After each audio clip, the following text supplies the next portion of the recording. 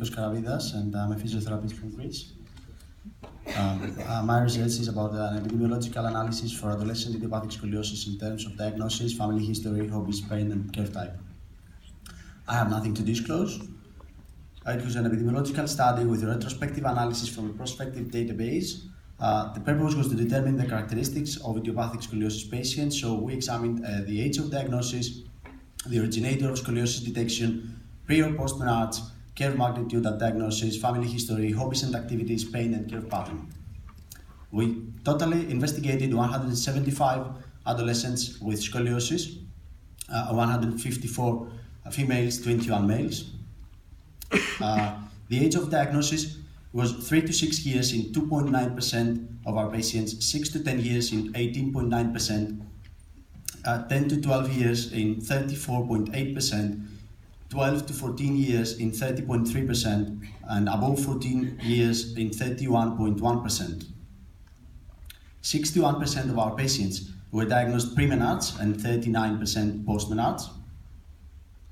The Cobb angle at time of diagnosis was measured 10 to 25 degrees in 54.8%, 25 to 40 degrees in 38.9%, and above 40 degrees in 6.3%.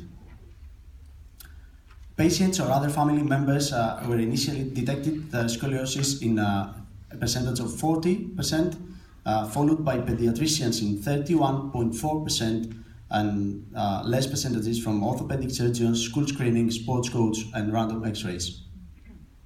Comparing our study with a previous study published from Norway, we can see a very big difference at the time of diagnosis. The prevalence amongst girls and boys was equal for both studies, but the authors from Norway reported a 56% of first diagnosis above 15 years, while only 13.1% in our study, 74% post-menarche, while 39% in our study, 52% at RISE 4 and 5, 40% had major curve above 40 degrees, while only 6.3% in our study, 71% detected by patients, families, or friends, and only 40% in our study. Some possible explanations about this big difference could be the mean age of menarche in Norway that was calculated to be at 13.2 years approximately, which is much higher than the average in Greece. Another reason could be the different climate conditions, so the warmer weather and the lighter clothes of the patients usually wear in Greece could possibly make the scoliosis more easily detectable than in Norway. And of course, the absence of school screening in Norway could also play a role. 44% of our patients had some family history, but 56% had no family history. Previous studies on family history found different rates. Adabor found 31% family history, Growers 51% family history, and the authors reported that this family history is not a strong prognostic factor, but it increases the risk to develop more severe scoliosis. Watanap in 2017 found that children whose mother has scoliosis had greater risk to develop adolescent idiopathic scoliosis. Regarding hobbies and activities, 24.6% of our patients had no hobbies at all. The most common activities were ballet, swimming, other types of dance, gymnastics, volleyball, and tennis. So previous research on ballet dancers, Warren found that the ballet dancers are predisposed for scoliosis due to delay of menarche. Langworth found a significantly higher risk to develop scoliosis in ballet dancers due to hypermobility. And Watanap found a positive relationship of adolescent idiopathic scoliosis with frequency, duration of training, and years of experience in classical ballet. As for gymnastics, a study from Bulgaria, Tanchev, reported a 10-fold higher incidence for scoliosis for gymnasts, and the authors attributed this to the so-called dangerous triad, delay of menarche, joint laxity, and asymmetrical loading. Mayer in 2006 also reported high joint laxity in gymnastics, and these girls are more prone to develop adolescent idiopathic scoliosis. McMaster's research about swimming concluded that an early introduction to indoor-heated pools can increase the risk of scoliosis. Zaina in 2015 found that although some experts suggest swimming to treat scoliosis without any scientific evidence, in their data they reported that competitive swimming increases the risk to develop scoliosis. The same authors a year later found that tennis is not dangerous to develop trunk asymmetries or scoliosis. 83.4% of our patients did not have any pain, 8.6% had some upper back pain and 8% low back pain.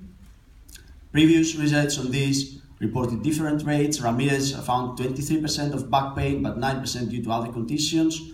Sato reported 25.7%, Adebor even more than this. Finally, we did a curve pattern analysis in our sample, so we decided to classify our patients according to the Schroth Barcelona School classification, and we found that the most common type was the 4C curve, followed by 3C, non-3, non-4, single thoracolumbar and single lumbar scoliosis. So to conclude, despite the fact that in our study there was not solid diagnosis compared to previous studies like this one from Norway, we still had a high percentage of patients with first diagnosis within the brace or surgery indication ranges.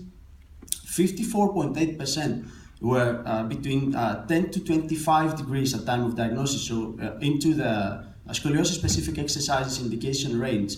So this probably means that there is a need to promote the role and effectiveness of scoliosis specific exercises in mild scoliosis treatment, as previous speakers said. Now we have level of evidence 1 for this.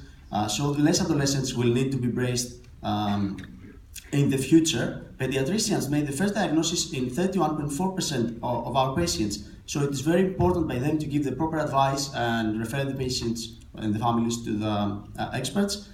School screening services in Greece are not very well developed at the moment, so only 8% was detected.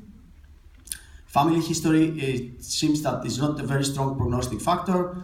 1 out of 4 patients had no hobbies at all, and the most common activities in patients with adolescent idiopathic scoliosis were ballet, dance, swimming, gymnastics, which is in accordance with the current literature.